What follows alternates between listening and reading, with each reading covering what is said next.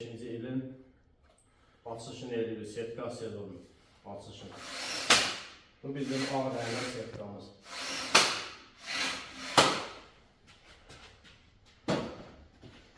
Bu bizim koy meşə setkamız.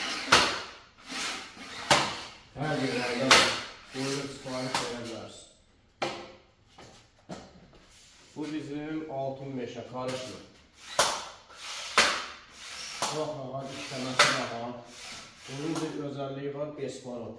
Aşağısı 1 santimlik profildir. Ayak boyanda əzilmir. İşləməsi rahat. Bu da bizim antrazik setkamız. Pəncərə setkası. Buyurub sipariş verə bilərsiniz. Hər ölçüdə var, hər rəngdə var.